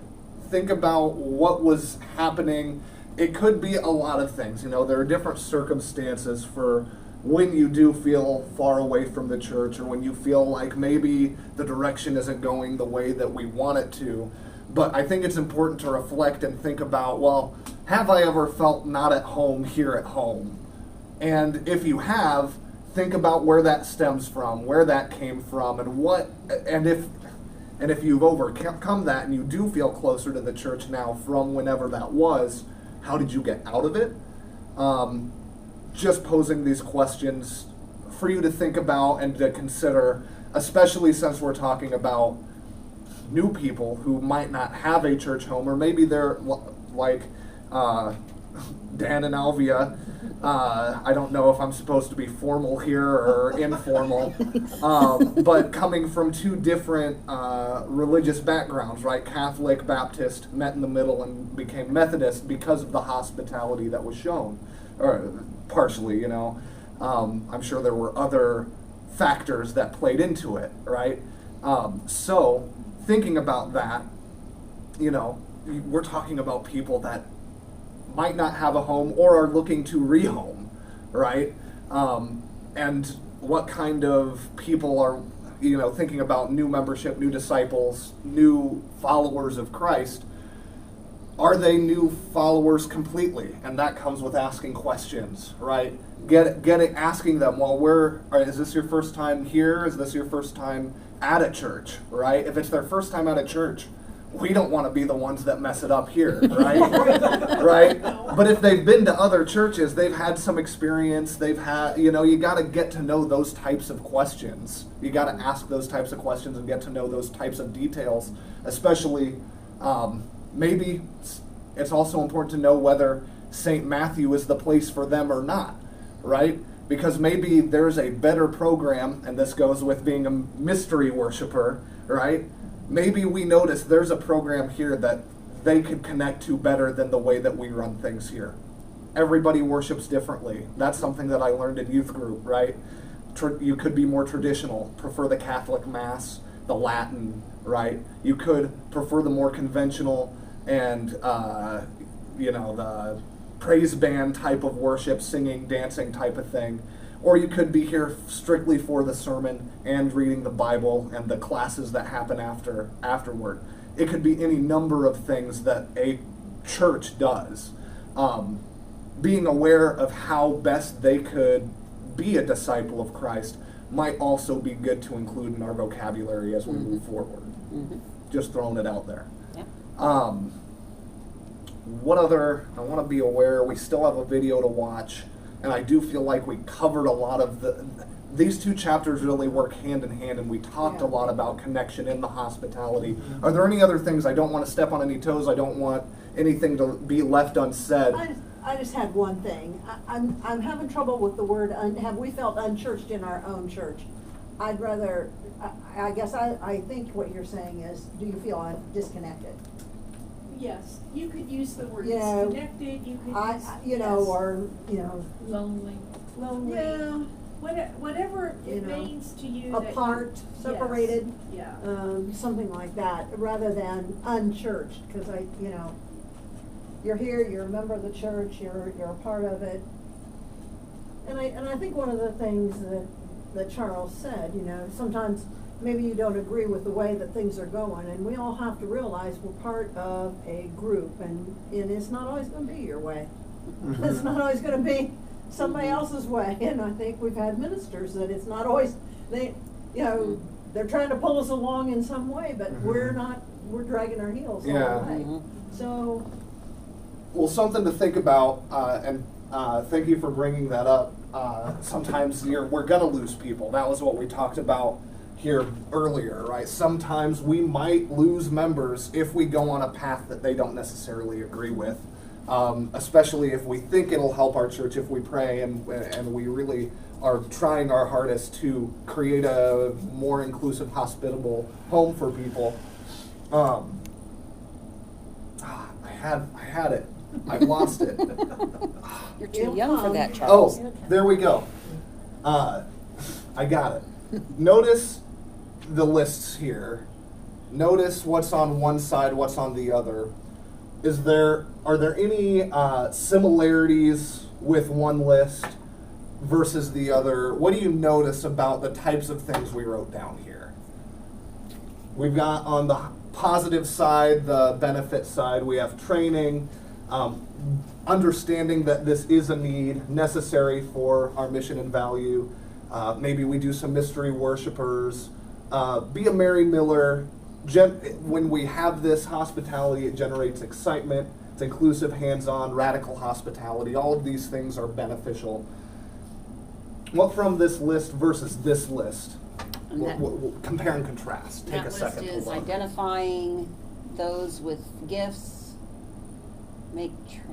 Oh yeah, and then on the negative side, training could have been a negative, right? Right. Identify, and we came up Okay. with some solutions. We need Right. to identify people with the gift, make training make sense. We might lose members, but we're already losing members, so try something new. That's how I paraphrase that. Okay. And then get everyone on board at all times. Getting the whole congregation 100% on board at all times, that's tough.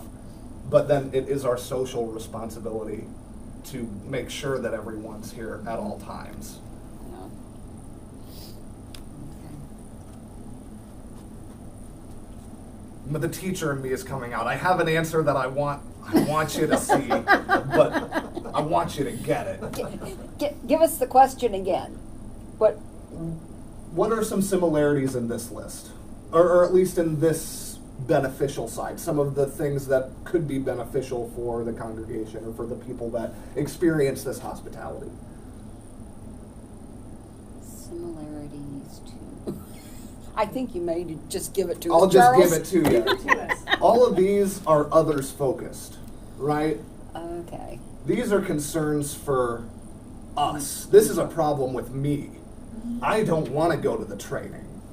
Okay. I don't want to. I don't have the. I don't have the time to go to the training. I don't like the direction that this ADAPT program is going. I'm going to leave. I don't have time to help everyone. I don't have all time to do it.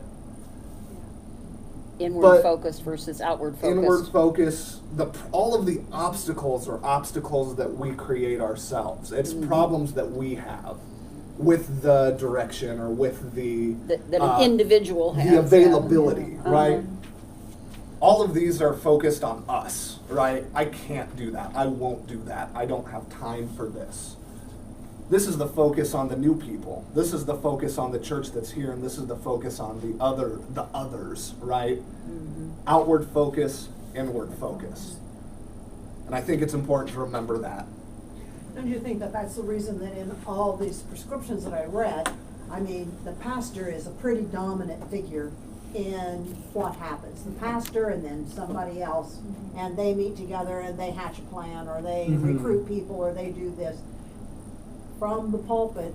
And I think that they said this, his or her sermons, everything, they can continue to build on Build. this idea, so that those people, I guess, that aren't going in that direction can eventually say, oh, maybe I better rethink this, so. Absolutely. And the idea, and when you're saying the things that are inward with, maybe it's that you're just uncomfortable. I'm not sure what I'm getting myself into, and I don't know. I will tell you, when Janine called me, I said, what am I committing myself to? I mean, and it was just, oh, you have to do this and this, read the book, do the lessons, come to the class. I said, and when that's over, now what am I committing myself to? Yeah. And of course, she said, oh, nothing. But Just follow your heart. Only follow what your you're heart. convicted to do. that wasn't what she said. Conversations. Oh, no, you're not making any additional commitment. Conversations tend to bring up the things that we're supposed to do, right? The things that we need to be aware of for where we can fit into, all of this, right? Let's watch the video. I think now's the time to do it. It is 8:16, Yeah, we're and it's a doing well with the time 7 or today. 9 minute video, and we still have a couple of questions about it. So we'll keep on moving forward, right? I should have done this during the break and got it back up again. Oh, sorry. Yeah. Go ahead and chat while How's everybody's past 2 weeks been? It's been 2 weeks since we've been here. What's new? The weather's beautiful. Oh yeah, today was the past several days have been Look at Gorgeous. this, it came right up.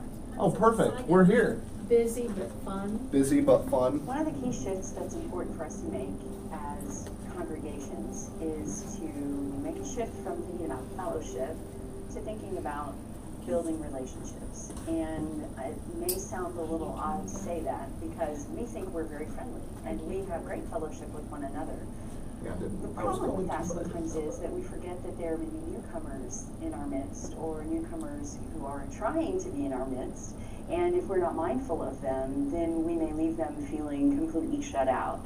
So as we think about what other people might be motivated to do in terms of coming to a church, it may help us to expand our thinking a little bit.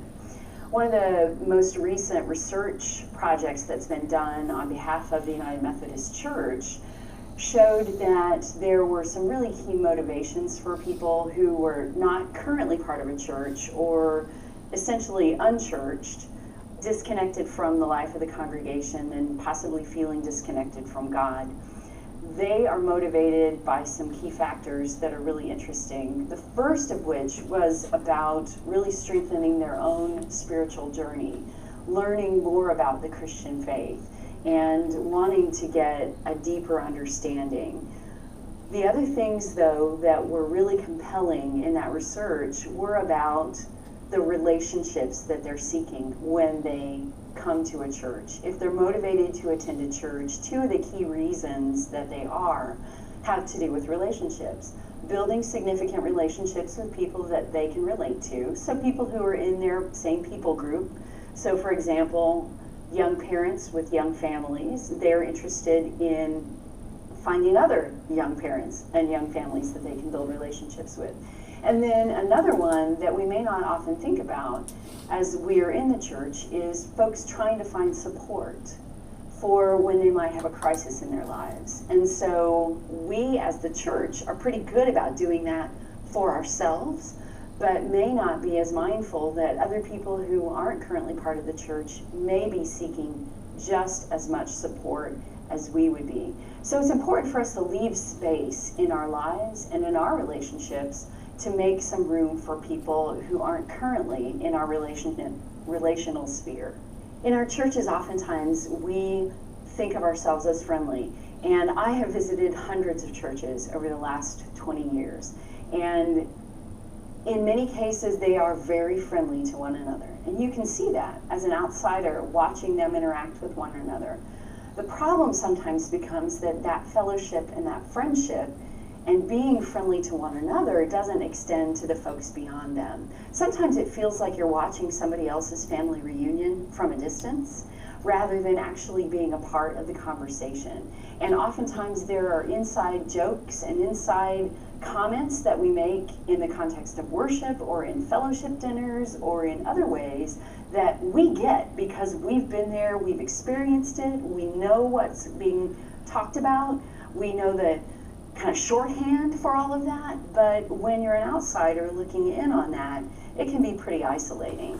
So if we're talking about being friendly and being hospitable, there's a difference that's important for us to keep in mind. To be hospitable, to be truly welcoming and hospitable to people, requires us to not think about ourselves, but really to think about the other, and to be thinking about what can I do to help include people. And that translates into worship in many respects. So for example, if people aren't familiar with some of the churchy language that we use, things like narthex and chancel that we might have grown up with, might be very familiar with, and people who have not had a church background will go, I don't know, what are they talking about? For us to be mindful of that and translate things to platform for the chancel and lobby for the narthex, just ways to help that become more accessible to people. It's the language we use, and then it's also making ourselves available to help people feel welcome, to extend the hand of hospitality and welcome, to recognize that, as Hebrews 13 talks about, we may be entertaining angels unaware. And so to be recognizing that new people may be in our midst that are just waiting for us to reach out to them. And to not just think about making contact with the people that we already know and we already care about. having a mind and an eye toward people who aren't yet connected. If we think about how we can become more hospitable, it's important for us to consider our own relationship capacity.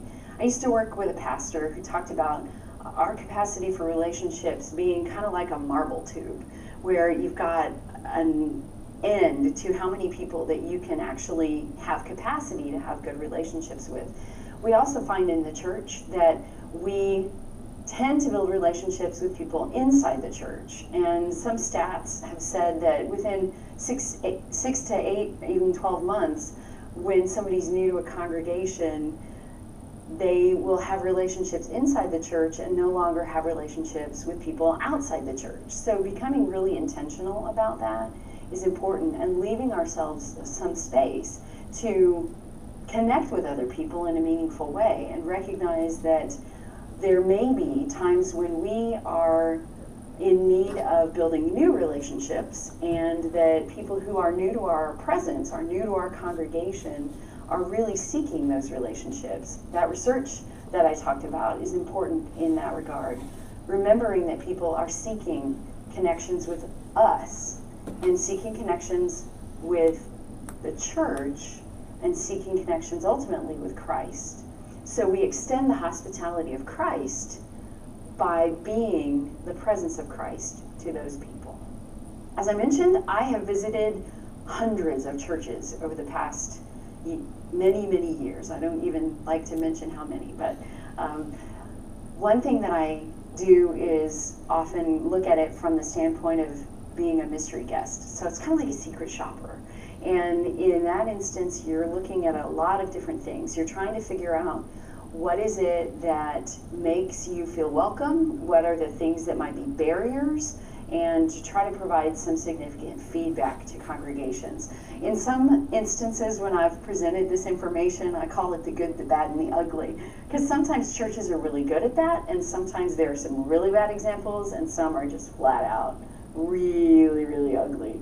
And some of that has to do with our awareness of our patterns. It really is easy, as we are going in the same door at a church all the time, to forget that there's a pile of something that needs to get cleaned up, or that we are not having signs that help direct people, or people to help direct others. And so to look at our church through somebody else's eyes is really important. And I always encourage people to go and visit another church from time to time, simply to get ideas and to remember what it feels like to be new. When we've been in a congregation for a really long time, it's hard for us to remember what it feels like to be brand new. And just a refresher in that is a really valuable thing.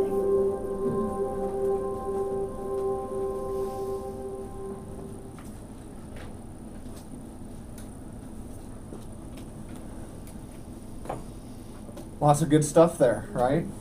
Yes. A partial recap of kind of the discussion that we've had so far. Just to be cognizant of your time, I'll ask one more question and then we can close up here and tell you what we're doing for the next session and what to read and what not. So, let's see, which of these questions is most applicable to us?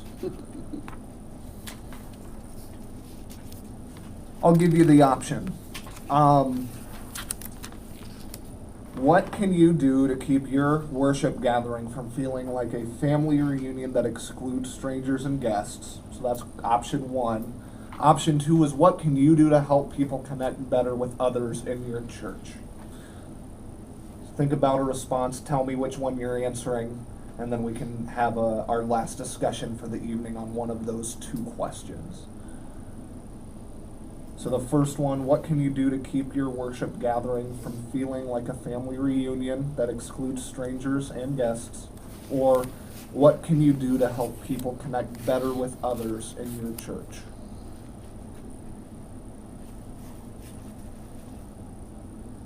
What can we do personally, or the church as a whole, being revamped in some way. What do you think? Well, either one, whatever direction, there's no specification. So we can think about it personally, right? And that might be something to dwell on for the next 2 weeks, kind of think about, pray about. But we could also think about the church as a whole. What can the church do to help people connect better with others? And I think it's others in our church. How can help people connect better with others in your church? So I think it's still the idea of outsiders coming in. How can we help others come in and connect with these people that we know, right? There's a reason why we still come here. I mean, I'm the exception. I'm in Lafayette, right? But there's a reason why we still come here. There's a reason why you still are members of the church. I know that we have mentioned that people have left in the past and people have gone for this reason or that, right? But we remain. Why is that? And how can we get other people to see that? Well, how can we get other people to come into this feeling of awe, right, that I remember from our first session, of like, I'm so glad to be here? I think that's the good question right there. Why are we all still here? I think that is, I would like to ponder that one.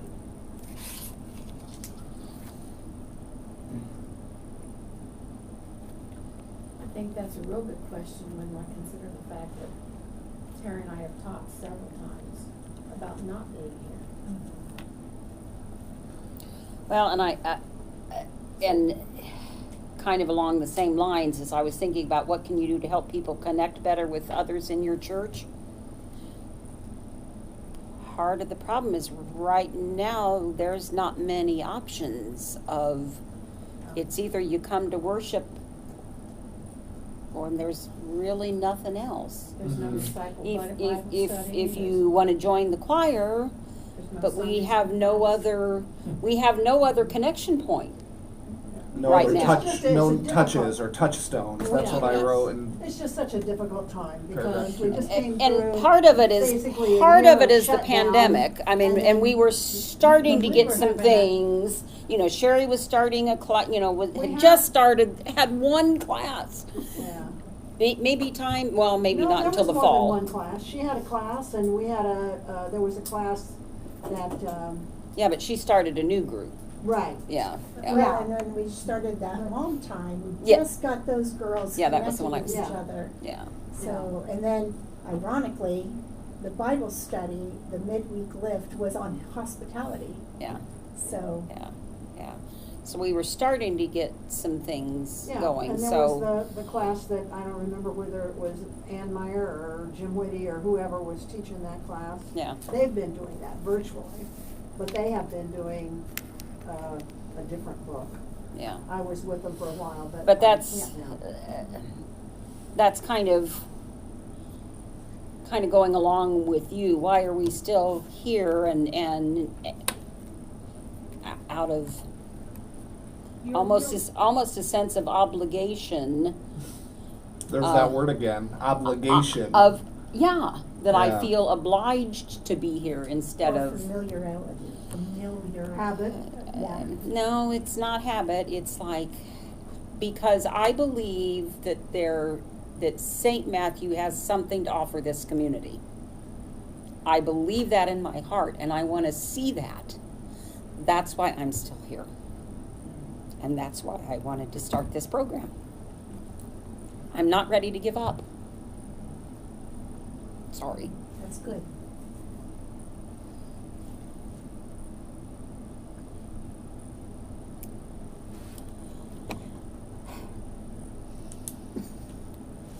Thank you.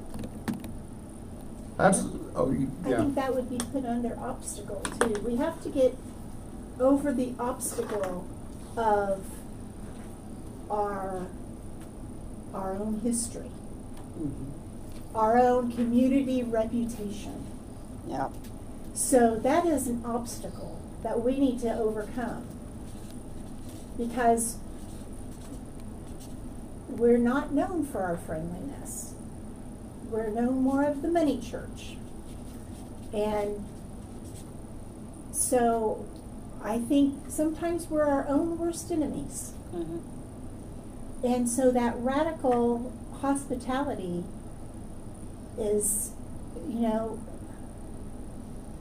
we need to make sure that you don't have to be a judge or a lawyer or a doctor or a dentist or, the mayor or what. You don't have to have a community title to come to St. Matthew.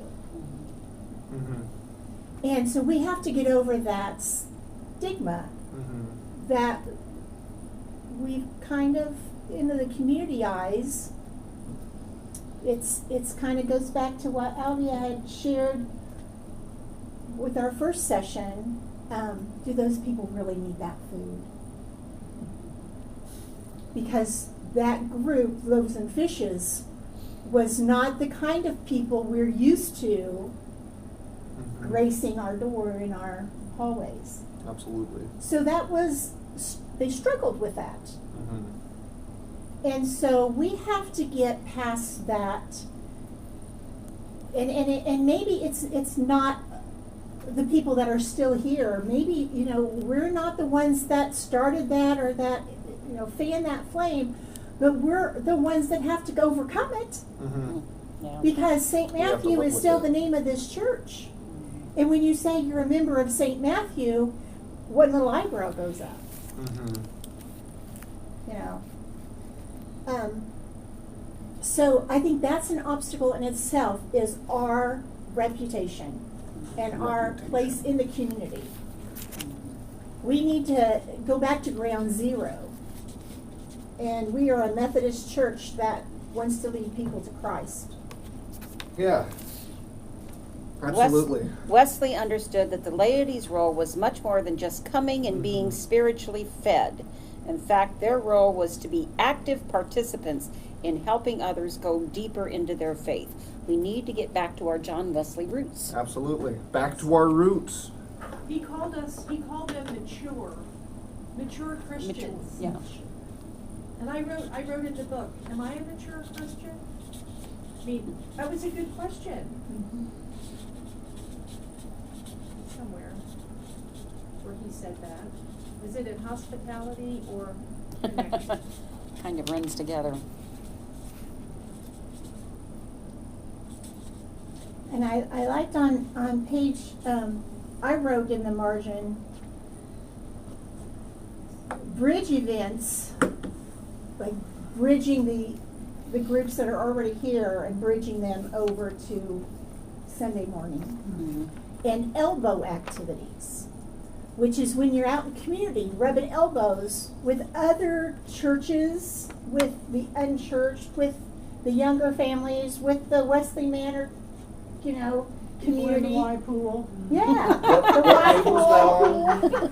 So the elbow activities is getting out there, having water at the county fair and a booth at the hot dog festival, Right. and where you actually take it on the road. Yeah. We're rubbing, and so that elbow activities, and then the other term they used is the bridge events. And then that's when you bridge from the weekly activities that use this building, Yeah. bridge them over to the worship activity. What in this pages are building. those on? Do you have that right off the top? If not, that's okay. We can probably. Well, I wrote it on the top of page 68. Okay, but, so maybe 68. yeah, right around in there somewhere. Oh, here, it's the top of 67. We are the bridge that allows the person. Oh, I better start up here. It's however, membership is not necessarily the desired outcome. It's great if it happens, but that is not the goal. The first goal is to connect with the guest relationally so that we are the bridge that allows the person to know Christ. Mm-hmm. So it says we are thinking through this process. We need to be careful that this is truly a connection process and not a process to sell the church. So Yeah. we've Yeah. mentioned that before. Yeah. Yeah. This is on 67. 67. Yeah. Yeah. And then Charles, on page 70, is it says about John Wesley, he would ask his class leaders and other more mature disciples to strategically place themselves among the congregation for worship.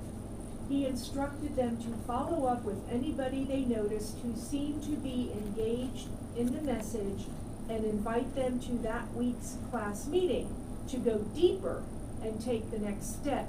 An invitation. Isn't it interesting that Wesley, 200 years ago, had thought through a connectional process? And What page are- relational. Yes, What and page are you relational. on? 70. It goes 70 to 71. And then further down in the second paragraph, congregants connecting with guests create a kingdom multiplication opportunity. I like that phrasing. A KMO. Yeah, KMO, that's right, kingdom multiplication opportunity. And then the very last sentence in that paragraph, the more missional church model of today would lend itself to a much broader laity involvement and moves away from the pastor-centered spoken wheel operation of the mainline church. I think we kind of talked about that last week with structure, and in the Sunday group, that's it, the structure. We came up with the same conclusion of structure-driven, staff-driven, kind of going along with that. That we want it to be a center-out approach. Yeah, absolutely. Okay, want to be aware of our time. We're already 8 minutes past, so let's go through this. Key learning. What is the key insight for our church in its current context, and what do we need to remember to help us move forward? I want us all to give one key insight, or we'll just do a round robin. What was a key insight you had from this discussion, from the reading, from the video even, something from today? Keep it like short enough that I can write everybody's down here at the bottom part of this page, okay? So, key insights. Whoever starts will just do a clockwise rotation. I'll start. My whole insight for the whole thing is it's gonna take a different mindset, that we're gonna have to really think differently about what hospitality is. And it's a long-term process. It won't happen overnight. Okay, change our mindset About what hospitality truly is. On It's not just saying hi to hospitality. somebody. Great. All right, next. The thing I wrote down that stuck out in my mind was that whole discussion Janine mentioned about the tour guide versus the travel agent. I kind of kept coming back to that instead of just telling people, oh, you can go here or this is over there, actually getting off the bench and getting in the game and going with them and be a part of that process. All right, thank you. Tour guide versus travel agent. Then I underlined tour guide. That's the one, we want to be the guide. Yes? Bible study on John Wesley. Let's go back to John Wesley. Let's see what does he have to say? What would John Wesley What would John Wesley do? Really, what would John Wesley do? WWJW. You know, are we mature disciples? Would he pluck us out of the group and say, you go disperse yourself through the congregation? You know? Yeah, think about the committee, right? Like, do we have, or the what is it? The ministry. I don't want to use the word committee because everybody hates committees, but ministry sounds better, right? And it is better, right? Because it's an act, not a meeting, right? Okay, so Bible study on John Wesley. Okay, I think mine would be building sincere, authentic relationship with people and not trying to sell the church. Building sincere. It's not about whether ultimately They come here. they come here or they go someplace. someplace else. It's about trying to show that you care about them, you're interested in them. If you can help them in some way, you will. whether they come here or not. That's Exactly. right. And if you don't come here, I'll still speak to you, Yeah. even if I see you at the pool. I think mine was that radical hospitality. Radical hospitality. It's that intentional word, that radical hospitality where just that phrase in itself is an action. You can't just let the next person do it. Or the You can't be or the committee. passive one that's not going to get in the way. Mhm. You need to be the active one that crosses over the middle aisle, that, you know, maybe gets up and actually takes them around the building or takes them to the nursery or whatever, but it is an action. Mm-hmm. Radical hospitality is an action. These are all excellent. My last plug for. Wait, Janine didn't do. Oh wait, hers. oh sorry, yeah. That's all right. Just to go along with yours, I think that being the bridge, I like that concept of Be the we are the bridge for people to find Christ, to be in relationship to Christ. Be the bridge. Excellent. My one book plug. I know that you had a book suggestion. I don't have a copy with me because I read it in high school and then gave it to somebody else, and I have no idea where it is. But it's a book called Radical. Literally, that's what it's called. It's just Radical. And I did pull it up on my phone. Who's it by? Let me get that pulled up again. It is by. Okay, so the full title is Radical, Taking Back Your Faith from the American Dream. But it's by David Platt, Platt. And it goes through truly how radical Jesus was as a leader and as an influential figure at the time. You know, something we kind of gloss over is that he flipped over the stalls in the temple, right? He did show anger. He was righteously angry at the, you know, stuff that was going on at the time. That's why he was crucified, was because he was radical, right? And I think that's something that we need to remember, is that sometimes we need to add that R word, the radical, in front of some of these things that we think we do as Christians, right? But it's $10. You can get it wherever. But I read it in high school, and honestly, I need to reread it again because It might be in the public library. it's probably at a library too. All right. Our church library. So This thank copy you might- for the key learning action steps. There are no action steps to take as a group at this time. However, take some time to focus on what God may be calling you to develop or do in your personal life.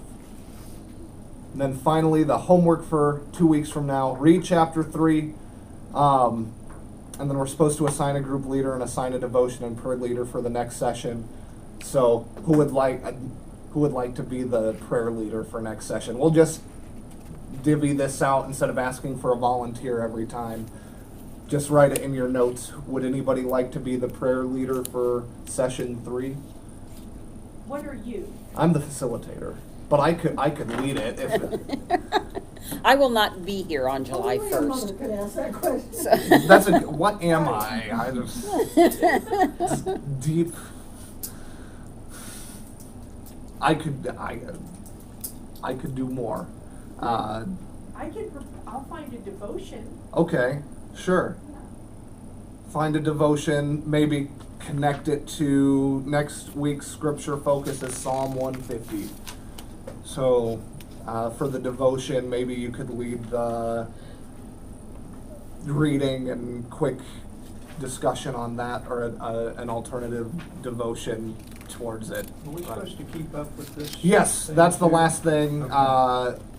We can, in the back of your folders, last week we looked at inward focus versus outward focus, maintenance versus mission. This week, fellowship versus new relationships. Where is the church on this path? Are we more focused on fellowship, or are we more focused on new relationships? And everybody can input whatever they would like. Whatever you believe.